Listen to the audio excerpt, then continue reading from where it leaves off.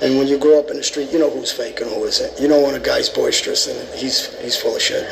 I understand the life. So when you go out and hurt as many people as I did, you know, you're going to get hurt too. Like I told you, I got hurt a lot of times. I've been stabbed, baseball batted, hit by cars. You know, whether I like it or not, it was my past and it could be my future. However you cut it, it's a huge burden to carry around with you. Your past. Without a doubt. I'll use one of my son's friends. These guys are innocent, young kids having a good time. When he goes home, he puts his head on the pillow, he can sleep sound. When I go home, if somebody tells you they're sleeping sound, there's something wrong with them if they were doing what we were doing. You know, when you're involved in what we're involved in, you don't sleep sound. And I don't believe anybody that says they are. I think they're lying. Come here. For the next 2 years, John must report to his parole officer once a week. He must also stay clear of violence. One other offense send him back to prison for a long time.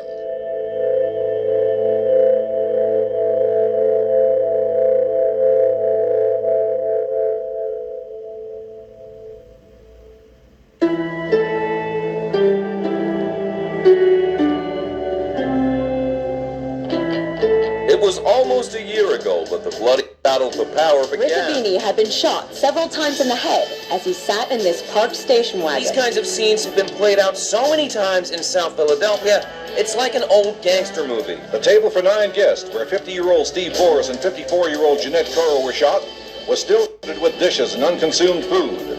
Police say Testa arrived and double-parked his black Chevrolet and then went to his front porch, apparently triggering the bomb when opening his front door. Philadelphia has seen some of the worst of mafia violence. But when tensions sparked all-out war in the 1990s, the FBI struck an extraordinary deal with a notorious gangster. This is Ron Previte. The evidence he provided brought down the biggest mafia figures in the city. I was taken to meet Previte one morning by a member of his crew. A one-time corrupt cop, Previte raked in millions with the mob. But unlike other gangsters I had met, I was puzzled about why he had not spent a single day behind bars. He holds court among friends and associates at this local garage. Come in here. Hello. How are you, sir? Ron, this is Trevor. Sir Trevor McDonald. Ron, nice to meet you. Nice to meet you, Mr. Trevor. Yeah. So how long have you... Who are these other guys, then? Who are they? He owns the building. You own the place? Yes. He owns the place. How's trade these days? Very good. Are you the boss? Yes. How do you tolerate these guys as part of a regular hangout? I do. I love them come over here. I'm my friend for a long time. Very long. How many years do you think? All our lives, you might as well say. And they don't get in the way of the trade at all? No, not at all. You make sure they don't? Yes, if I need help, they're here to help me. What was it, do you think, made you such an effective member of the mafia? Yeah. Me. Yeah. My own self. I am the mafia because, not to use that word, but I'm just an entrepreneur. I just know how to make money. What did you think about the setup in the mafia? I mean, they had codes, loyalty, silence. I never thought nothing of it. It's bullshit. The only code is make what you can get. Take what you can get. Who cares about that shit? They're always trying to rob you. You have to protect what you have. And when you're with them people, how do you protect it? What, are you going to sue them? You got to use violence. You got to crack them. You got to put their heads in the goddamn another guy put his head under a hood of a car, and I ripped his skin off and gave him a shave. That's what you have to do. There's no loyalty. Like you were outside. Loyalty. Even though we were with them, there was no loyalty. When did you decide to cooperate with the FBI? Well, I always gave them bits and pieces, but eventually it came to the point where they were throwing so much money at me, besides what I was making. It seemed like a good deal at the time. I still wish I didn't do it, because I'd still be out there doing crime. You still wish you were out there doing crime? Sure I do. You can't get rid of that gene. You can't get an operation. and they take it out, of course I do. But I'm not, but a little bit. But anyway, the FBI threw so much money at me, and I'm very weak for money. How much money did you make with that deal with the FBI? How much did they pay you? Oh, it was over $1 million.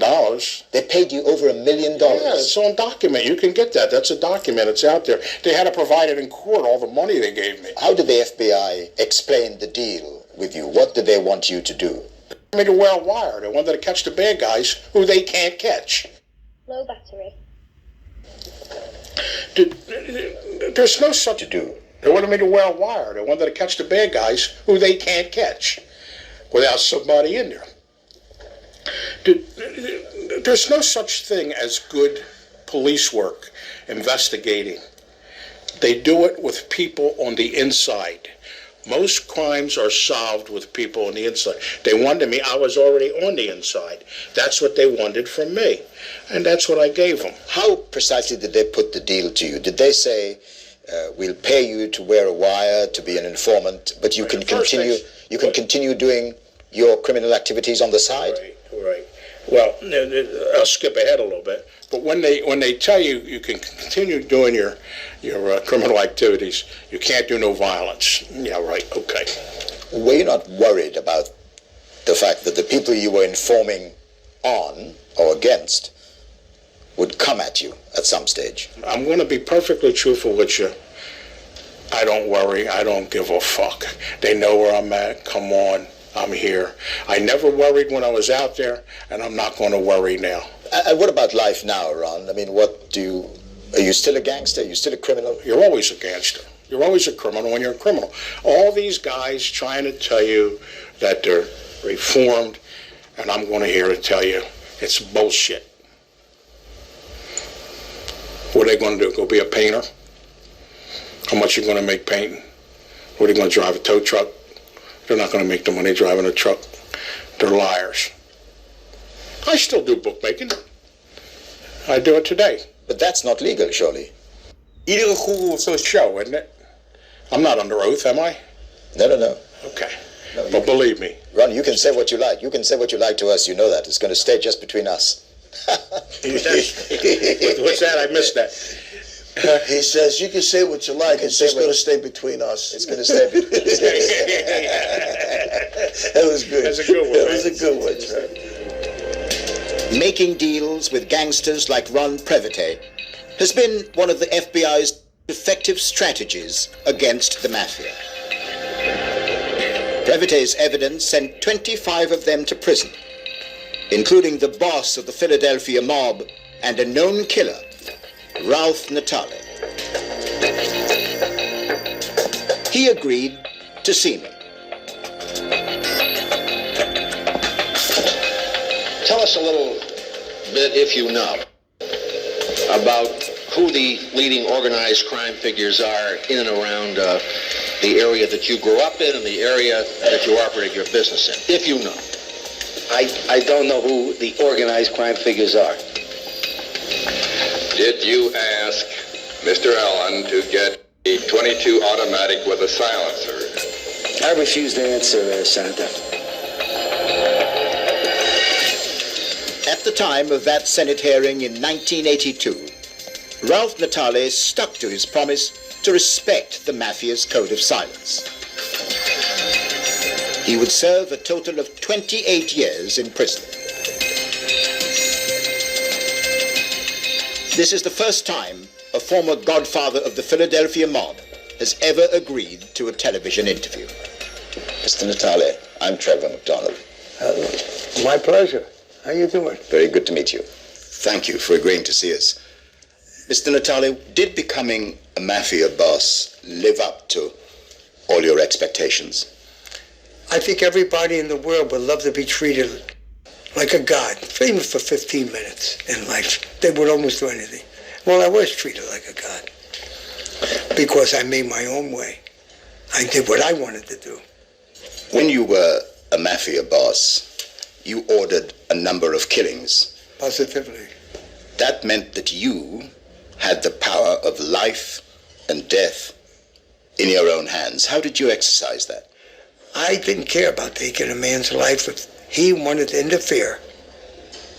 with my life, or to attempt to take my life, or take what we had on the table, our food meeting, our money, our businesses. And that's the only way you enforce things out of two things, either love or fear. Love ain't got his shot. It's a terrible thing when you know that another man will put a hole right in your head in a minute. It's hard to do with a lot of people. It wasn't for me. It really wasn't. How did you sleep at night? Oh, I sleep beautiful. Sometimes I wonder, why don't I feel like people? You know, when you asked me, why don't I feel like somebody? Gee, you killed this guy. You killed the head of the Irish mob. You went right and boom, bing, bang. Why did you feel bad for him? He was my friend at one time, until I knew what he wanted to do. You killed your friend? Yes. Because he wanted to kill me. He was trying to hire a guy to kill me. Simple. I take him off the count. I'm still trying, though, to get at the emotion of somebody who has in his hands that power to kill, that power of life and death. Well, you know what I'm saying? We had a guy in New Jersey, some guy didn't show up and do what he was supposed to do, and this and that there. It's for 2 or 3 times. He sent me an envelope with money at the racetrack. One of my men brought it. Here's the money. He said, here's your... I said, what's in there? Money. I said, you bring that back to him. And you tell him I want to see him. I want to talk to him about something. He never showed. And I told this guy, that guy, I want him dead. I want him dead now. Well, 2 or 3 weeks, he still was breathing, laughing, having fun. You know what I told him? 1 week, I'll be up there, I'll kill him. If it ain't done within this week, that's when I'm coming up. Boom. 3 days later, he was dead. They were afraid. My own people, because I was mad. How did you deal with people who crossed you, betrayed you? Betrayed me. One man I gave a pass to in my life. The rest of them I killed. Simple. Did you keep count of the numbers? No. Because that's when you're sick. You're sick then you're a serial killer. I'm not a serial killer. Why? Because you kill more than one, you're a serial killer. I didn't kill people because I got a thrill out of it. I killed people because that was my life and it was his life. Simple. If I said the name Ron Levitate to you... Oh, it's a big, big fat rat that owes his life to me. The young man in Philadelphia... He betrayed you? Yes. The young man in Philadelphia wanted to kill him. Ron Levitate is a bunch of shit. I saved it. I said, don't you touch that man. What do you want to do? Kill everybody? Let's see what happened. And he eventually turned on me. For what reason? I saved his life. And he'll go around saying, David, I saved his life. I return to the question of how do you sleep at night remembering having those memories? I get up. It took me 10 years. I get up. I go to the bathroom. I take a pee shower. Get a pee. And I go back. And I go to sleep. What am I supposed to do? Say prayers for their souls?